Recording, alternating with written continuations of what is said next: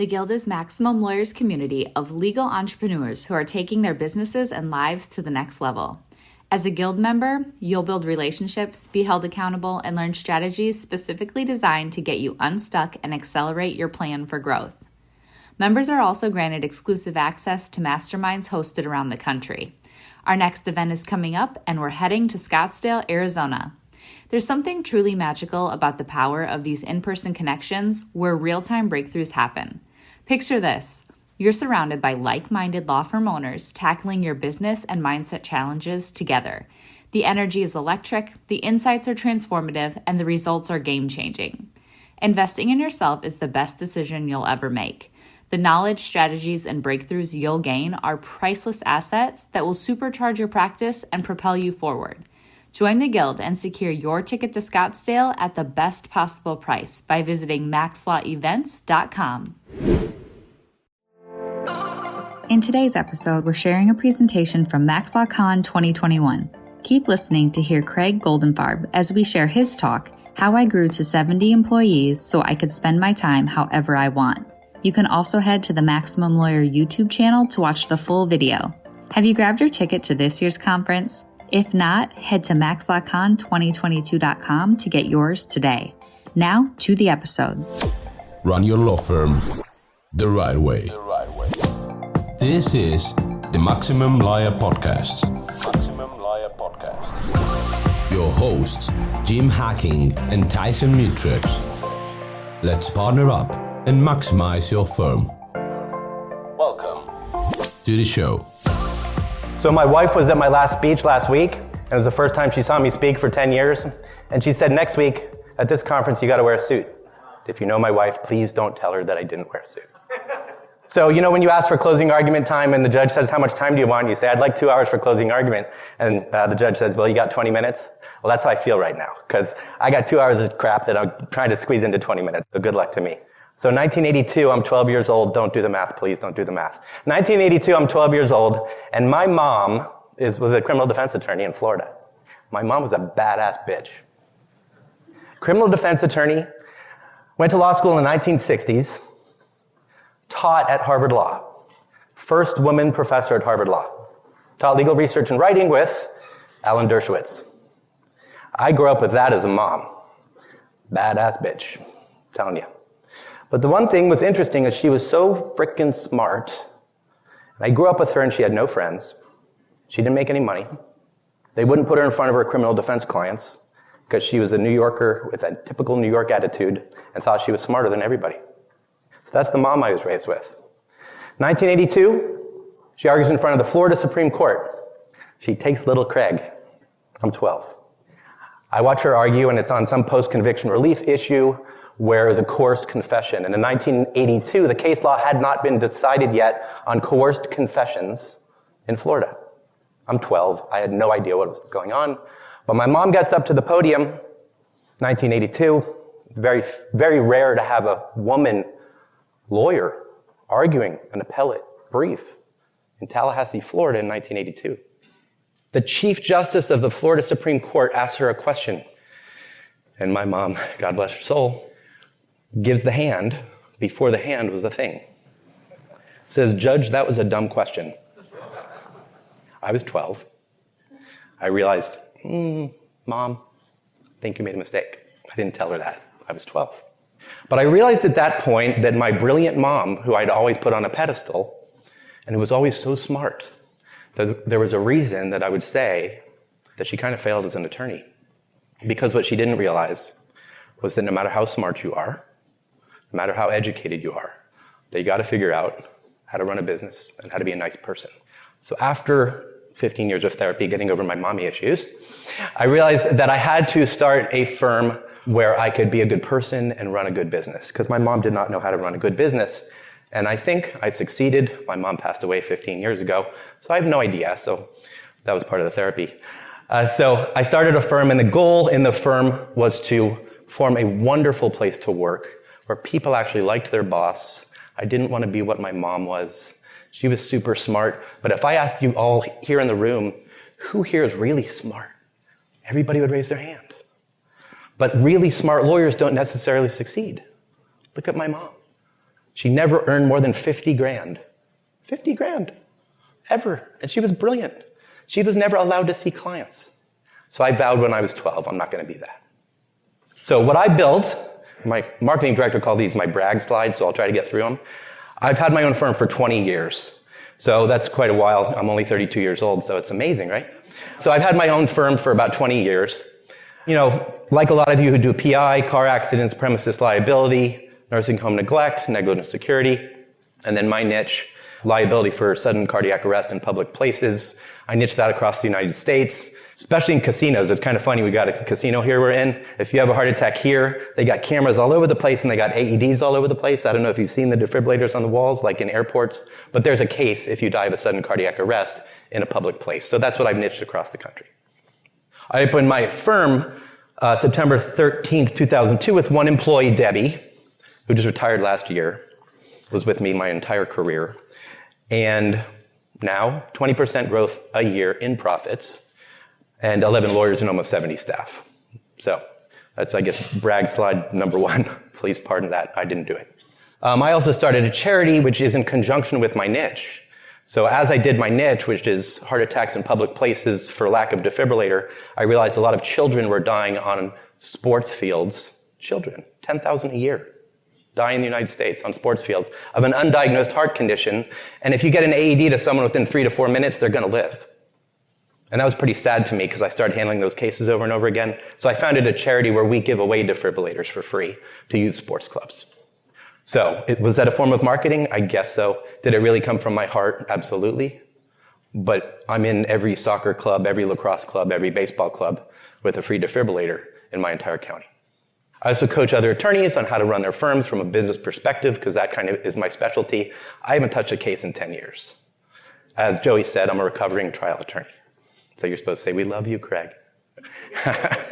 I'm in recovery. It's tough for me. So I also try to make time for my wife and my 2 daughters. I affectionately call my wife Mama, my 2 teenage daughters Drama and Trauma. So, for me, growth is about 5 pillars. And if you take notes, I mean, like, I go to all these conferences and I'm like, only half the people take notes. And then with the notes, only half the people go back and do anything about it. And then only half of those people do anything about it and follow up, like Joey was saying. And then only half of those people follow up and then do something more about it. So if you're going to do something, maybe write these down. I don't know. I could probably post this on Maximum Lawyer Facebook, which I'd be happy to do. But these are the 5 pillars, at least in my opinion, about law firm growth. Written goals, and I'm going to go through each of these, so I'm going to go through them one by one. Clear written goals. Systematize everything. Joey was talking great about delegating and trusting, so I'm going to go into delegating and trusting a little bit. Creating an accountability, a cadence of accountability within your firm where you hold people responsible to deadlines and you create a structure of accountability. If you've ever seen a good sports team, like there's a great documentary about the New England Patriots where I think it's called Do Your Job. And their whole structure of the New England Patriots through Bill Belichick, I believe, was that each person has to do their job. And in my office, each person is responsible to do their job so the team will succeed. And then the last is measure data and make changes. I run my entire law firm with KPIs and metrics. I assume you know that KPIs are key performance indicators. Metrics are the data you use to measure your law firm. So number 1, clear written goals. So what is your why for each goal? I'm sure some of the speakers have talked about your why in this seminar already. So what is your why? I'm going to give you a lot of resources here. I'm a big resource guy. I'm a big book guy. I'm a big podcast guy. So I'm going to give you a lot of things. Pick and choose what may speak to you. Probably you know Simon Sinek's book, Start With Why. If you have no clue what your mission is, what your passion is, this is a great book to start with, to figure out why you are a lawyer, why you do what you do, why you work so hard. So start with finding your why for your clear written goals. They must be reasonable, quantifiable, and have a defined time frame. Let me give you an example. Here is a written goal, 10 million in gross fees revenue by December 31st, 2002. It's reasonable for some firms. It's reasonable. You could change it to 1 million. You can change it to anything you want. In gross fees revenue, and it has a date. That is a written, attainable, quantifiable goal with a time frame. That is a goal. That's the definition of a goal. Here's a home goal. You don't just have them at work, you have them at home. My wife's like, could you please get home for dinner at 6? And I'm like, yeah, I'll give you 4 out of 5 days, sweetheart. That was good enough.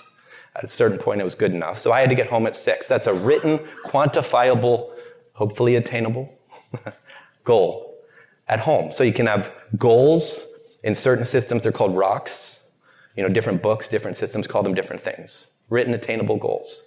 And at the end of each slide, I'm going to give you a tip to avoid the seminar overwhelm. The seminar overwhelm, because you're taking notes now and you got like 1,000 things to do.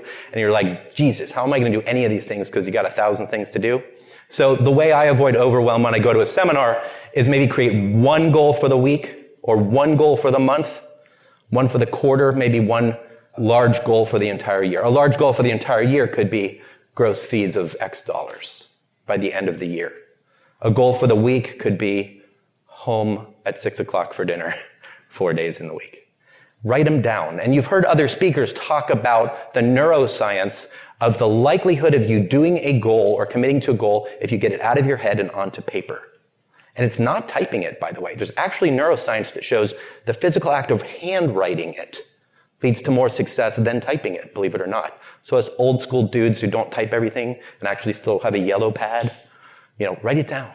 Just like a handwritten note is more effective than a typed thank you card to someone's brain. Write it down. Write it down on a pad. So clear written goals, pillar number 1. A great book on avoiding overwhelm is The Spirit of Kaizen. So Kaizen is a Japanese theory, which is you attain large successes in little, tiny, incremental steps. And a good example for that is when you want to lose weight or when you want to train for a marathon. The first day when you're trying to lose weight, all you have to do is put your shoes on the floor. You don't have to run. If you're trying to train, just put the shoes next to the bed. The next day, the shoes are next to the bed, but you actually got to put them on, and you got to run, a third of a mile. And then the next day, you got to put the shoes next to the bed, and you can run a half a mile. So Kaizen is small incremental steps. It avoids overwhelm. If you find yourself not being able to conquer a large project because it's such a large project, like losing 50 pounds, don't think about losing 50 pounds. Think about losing 1 pound this week. The whole book of Kaizen is a Japanese theory, and that's why they were kicking our butt on cars back in the 80s, because they did all of their incremental steps to achieve a larger goal. Wonderful book on incremental change. Number 2, systematize everything. So, it sounds easy, but we all don't have time to systematize everything, right? So, if you have retrained an employee on any repeated task, even if it's how to answer the phone, or how to open the mail, or how to do anything, if you've retrained an employee once, and you have to train a second employee, then delegate how the task is done and systematize it. Write down the system. Just an example for personal injury firms, obtain medical bill balances for mediation, right? There is a process for doing that. If you have to train that twice, you're wasting your time. Write it down or have that person write it down, make it the system, put it in your knowledge base, put it in a binder or whatever, and then, like John Fisher has Fisherpedia, really cool for John's firm, that he has all of the knowledge base in one place. So they don't have to go, hey, John, how do we do whatever? He just says, look it up. It's in his knowledge base called Fisherpedia. It's a great example of a knowledge base. And use tools for systematizing processes. There are a lot of software companies, Trainual, Zoho, there's a ton of them, and some of them include the ability to film videos on how to do things, because, younger folks maybe want to watch a video, not just read how to do things. So there's a lot of tools on how to systematize processes. Those are 2 of the best I know, Trainual and Zoho. Have you ever felt overwhelmed with everything there is to do within your legal practice? How do you keep up with your legal work while making time for growing your practice and attracting clients? Do important things like deadlines and even your family fall through the cracks? This is why you should join us at the #1 conference for legal entrepreneurs, Max LawCon. We're going to be focused on helping practices scale and bringing calm to the order. This conference is curated in order to accelerate your implementation. Based on where you are in your legal practice, we're going to help you identify exactly what is most important right now. When you leave Max LawCon, you go home with complete clarity, focus, and a plan to make 2022 your best year ever. And not only your best year in terms of revenue, but your best year in terms of time. Time back with your family. More time to do the work that is in your zone of genius. Only taking the clients that you like. And more money in your pocket. It's all at the Maximum Lawyer Conference. Max LawCon is a 2-day event on Thursday, June 2nd and Friday, June 3rd in St. Charles, Missouri. Seats are filling fast. Grab yours today at www.maxlawcon2022.com. Again, another tip to avoid overwhelm, because right now you're thinking you have 1,000 systems or 1,000 things you could systematize. Tip is just do 3 a week. If that's too scary, because we're talking about Kaizen, incremental change, do 1 process this week. Today is Tuesday, I think. So next week, you can wait till next week. 1 process by Friday.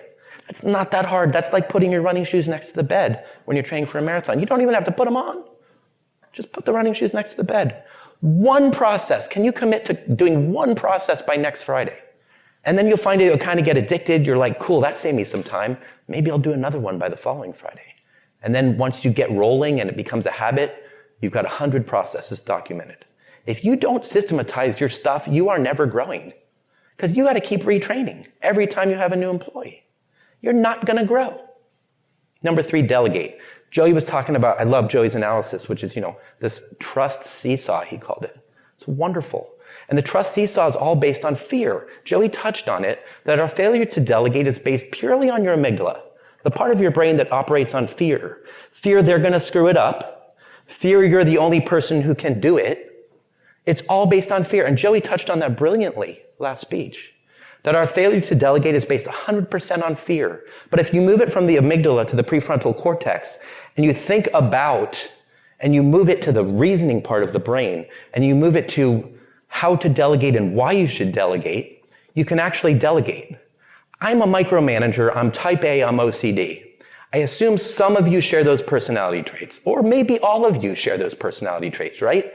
So for me to get to 70 employees where I do things like, hey, marketing director, here's 20 grand, redesign our website, show it to me in 6 months when it's done. That's scary. But for me to get to a level of trust, that's called a level 6 delegation, and I'll tell you what that is in a second. For me to get to a level of trust, like Joey was talking about, for me to do a level 6 delegation of here's some money, finish the project, and I'll see you in 6 months, the amount of amygdala that is engaged during that process for me is petrifying. Petrifying. Because I'm just giving someone a check and saying, come back when it's done. I don't want to see the homepage. I don't want to alter the content. I don't want to have to write anything. But I know that you're good enough, Mr. Employee, because I pay you a frickin' fortune, that you can do this yourself. You can find the right company to help you design it, and you can do it because I trust you. That's the amount of fear involved in delegation. A definition of delegation is giving all tasks to the person with the lowest level of competence. And I've rarely heard this definition because it's a really good definition. If you're doing it right now, whatever it is, are you the lowest level of competent person that can do it at your office? I guarantee you you're not. Except the top level stuff. The stuff that I do in my office is purely visionary. It's forming relationships. It's going and speaking. It's the stuff that I should be doing. I don't touch any cases. I just deal with an executive team of 3 people. I have 3 direct reports. I'm not saying that to brag. I'm saying that I have gotten past my amygdala 1,000 times in the last 20 years of being afraid to trust, like Joey was talking about. Give all tasks, let tasks flow downhill until it gets to the staff member who can still do it competently. Why delegate? To kill the hero. We all have a cape on our back because we all know that we're the smartest damn person in the office. We're the only one who can do it. And we all have that wonderful, beautiful Superman cape. And as soon as you take that cape off and realize that other people can do it, you've done what I call killing the hero. You are no longer the hero of your law firm. My law firm kicks me out of the office all the time and loves when I'm away because it makes me more money. I stop micromanaging. They can do their jobs. And I come back and the bank account is filled. And I'm like, why did you guys do better when I was gone? And they just laugh. They're like, because you didn't screw everything up. You didn't stick your fingers in everything and mess it all up. We know what we're doing. You're paying us a lot of money to know what we're doing. Kill the hero. So another tool, there's 6 levels of delegation, ranging from easiest to hardest. There's a great podcast called the Less Doing Podcast by Ari Meisel. He talks about the 6 types of delegation, ranging from a really easy one to a really hard one. It's like a 15-minute podcast. And I talk about this so much. It's episode 473. If you want to write it down, episode 4, he's got like 500 podcasts on this thing. Episode 473 is the 6 levels of delegation. If you are really struggling with killing the hero, really struggling with delegating, please listen to episode 473 of the Less Doing podcast. I will try to hurry up and land this plane on time. My personal mantra for delegation: the temporary pain of documenting and delegating one task is worth a lifetime of freedom from that task. I call it ripping off the Band-Aid. Ripping off the Band-Aid. Because once you do it, you will not regret it. They will not screw it up. Joey said it during his speech. They're not going to screw it up. What if you stand on the seesaw of confidence, which is they're not going to screw it up, they're going to get it done, and they're going to get it right at least 80% as well as you've done it, or you could have done it. Rip off the Band-Aid. To avoid overwhelm, document or delegate one thing next week. One thing that you're doing that you should not be doing. Again, a Kaizen step, a small step. Next is create accountability. So you need accountability. We call it cadence of accountability within your firm. I have a rope team. When you're climbing Mount Everest, you have a rope team, it's called, because everybody's tied to each other and you support each other for accountability. And I have people who actually have the license to tell me, Craig, get out of this system. Craig, get out of this, because you don't belong doing it. So I have a rope team that has permission to tell me to get the hell out of a certain system or a certain thing I'm doing. I call that my rope team. It's my executive team of 3 people, and they know they're not going to get fired if they tell me I'm an idiot and I shouldn't be doing something. Have scheduled meetings to do these things, to report in progress on each goal. If you're in an EOS system, the book by Gino Wickman called Traction has an EOS system, entrepreneurial operating system, that talks a lot about having regular meetings, setting goals, having a cadence of accountability. Again, another great book. Use incentives, carrots, and sticks for helping to reach goals. I talk about that at my seminar. I'll talk about it in a minute. And then get one person to be on your rope team for a month, if you can, to be your accountability partner. Not your spouse. Your spouse is going to trigger you. So don't use your spouse as your accountability partner in your business. So measure data, make changes, define your KPIs. I give an entire hour-long talk on KPIs, but basically, some KPIs for a personal injury firm. How many cases did you sign up? What percentage of cases in each practice area? What percentage of cases from each referral source? Average fee per case per practice area. These are basic KPIs for a personal injury attorney. Total fees. How much have you earned this year? These are 5, I call them core metrics for a personal injury firm. Again, a little tip. I look at my metrics once a month. I have them on a big screen TV. Create a team to respond to your KPIs so you can actually respond. And then have a visual method of seeing your KPIs. I have a 65-inch screen with 80 different KPIs on it that I look at every day. And then adapt to your data. In other words, don't just look at the KPIs, do something about it.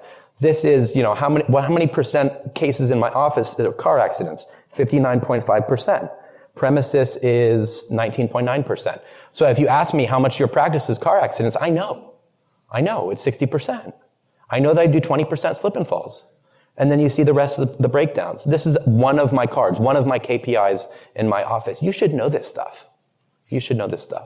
Again, I'm going to end with tools to grow, because there's a lot of tools I've given you, but these are just like the 5 tools that I love best. Traction by Gino Wickman sets out a structure of accountability. It's a great book on how to structure your company with goals and rocks and accountability. It's the best structure I know for a corporation, and it was written for any type of corporation. But the book Fireproof was written by a guy in Michigan who applied Traction to a law firm, personal injury law firm. His name's Mike Morse. His book applies everything in Traction to a personal injury firm. If you're going to read 2 books, if you have a personal injury firm, these are the 2 books I suggest you read first if you're going to try to grow.